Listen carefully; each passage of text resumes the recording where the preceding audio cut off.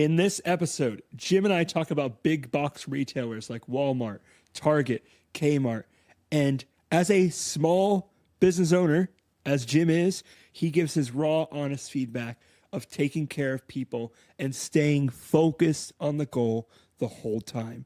Dive in. I think you'll get some really refreshing insights here, and leave comments and questions. Subscribe if you're on YouTube. If you're on Facebook, comment. We want to hear from you. Enjoy. How you can be the greatest salesperson on the planet. Welcome to the Rate Things Sales Show. My name is Derek Kelly. I am joined by Jim Shorkey. And Jim, something we love to do, we love to talk about sales, but we also love to talk about entrepreneurship and business. So previous episode, you talked about cash flow and profit. So if we study different businesses, you and I have had fascinating conversations in the past. Like, you've seen businesses rise, businesses fall. So if we think about like big box retailers like a Walmart or a Kmart, maybe why do you think maybe a business like Walmart succeeded where a business like Kmart didn't? Really trying to get our entrepreneurs who are listening to think about business models and how to think about creating the right business structure. I don't know that I'm really qualified to answer that question, but I'll answer it in the best way that I can. Yeah. Culture that I created at the Jim Shorkey Family Auto Group centered around three things. Number one, most important goal of the Jim Shorkey Family Auto Group, love the customer. And I do mean love them. Hug them, kiss them, figuratively speaking, of course. Love the customer. We want to love on our customers. Because if we don't love our customers, then there aren't going to be any customers to love, okay? So let's just talk back then.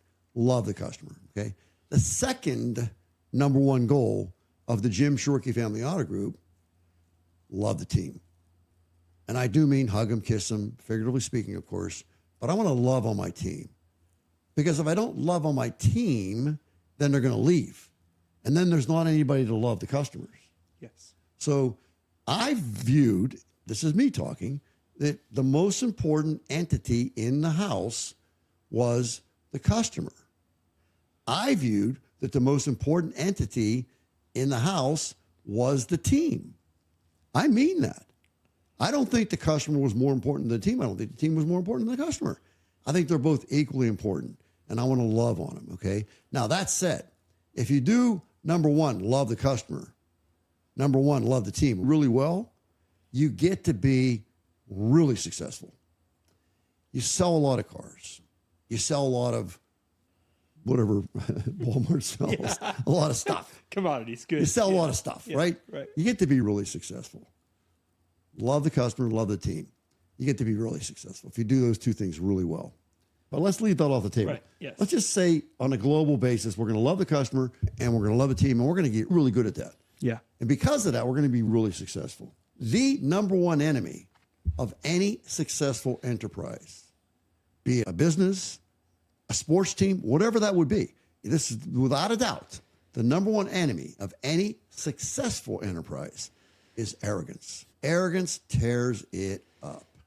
Arrogance means, Mr. Team Member, I don't need you. Mr. Customer, I don't need you. I don't like you. I don't respect you. I don't appreciate you. And so arrogance is the number one enemy of any successful enterprise, no matter what that is. This is culture, right? And so my answer to that, knowing that, was to keep it very humble. And that was the one, surprisingly, I think, that got violated the most. And I had to sit people down about that one.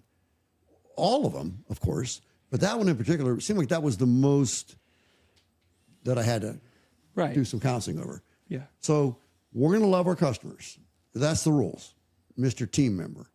We're going to love our team. That's the rules, Mr. Team Member. So we're not going to disrespect the fellow team. We're not going to disrespect the customer. And then we're going to keep it very humble. And I would be hearing something and say, excuse me, who are you talking to like that? I'm talking to Mr. Customer. When you get a second, we need to have a sit down. Right. That's not acceptable. Yeah. He said, they said, not acceptable. Or we're going to almost say please and thank you, and we're going to hug, and we're going to work it out, but we're not going to use profanity, and we're not going to be disrespectful. We're not going to act like a jerk, and quite frankly, you're acting like a jerk. Right. And so we're going to stop this.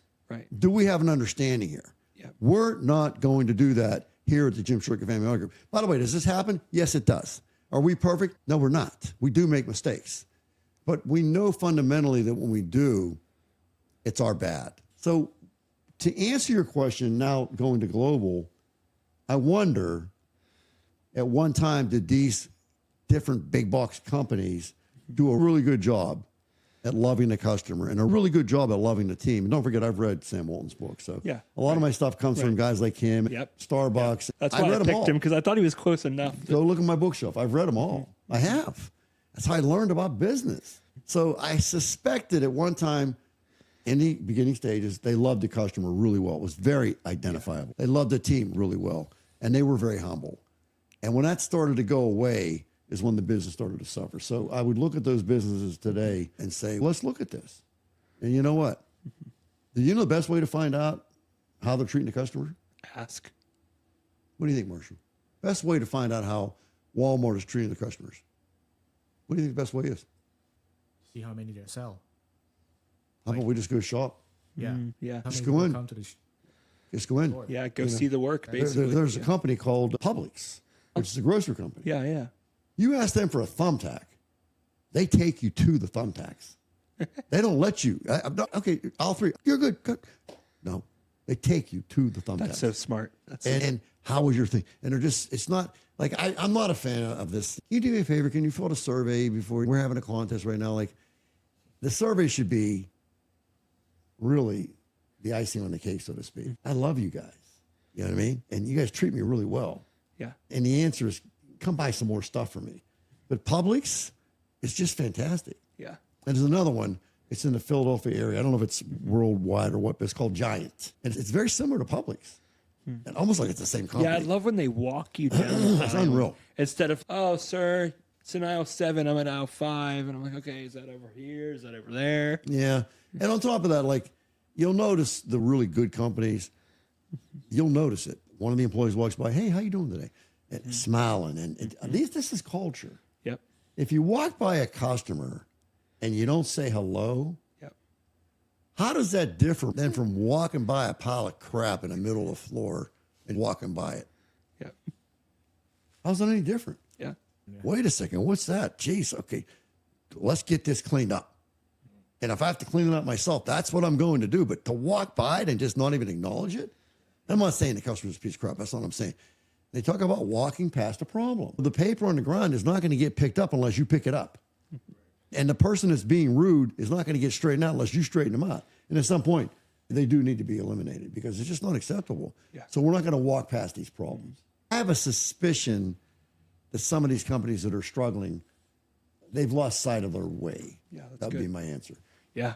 Jim, thank you for answering a hard question and a question that I think a lot of our folks are business people and they're thinking about what business model works? Or I think you always come back to those Oh, God. two Yeah. number one main goals of the Jim Shorkey Family Auto Group when you were there. And the third, It's three. It's Yeah. definitely three. I don't want to, believe me, if you love the customer really well and you love the team really well, but you get arrogant, you're done. You're toast.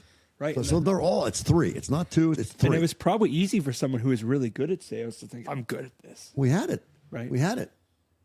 But it's just not cool. Yeah. You ever meet somebody that's arrogant? Yeah. What do you want to do? Not be around them. Okay, Marshall, well, I want you to think now.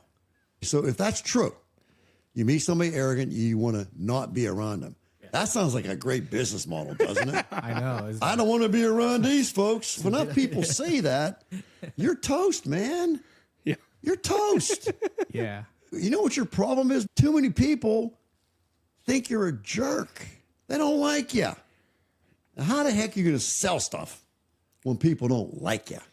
And even if it is stuff that they can't get anywhere else, eventually it's going to blow up on you because you're going to end up divorced. Because the same guy, the same girl that they don't like is the same mate.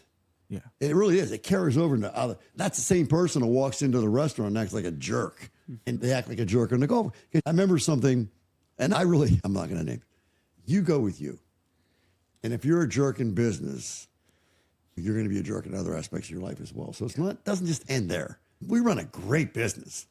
We're probably going to have a really great relationship in some way, shape, or form Yeah.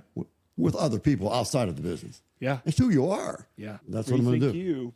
Awesome, Jim. Thank you. Pleasure. Thank you, guys. If you made it to the end, we would love to hear your thoughts on growing a business, if you've done that, the struggles that you've had, and what are your thoughts on Jim's feedback on making sure we take care of the customer, take care of the team, and keep it very humble. Thanks so much.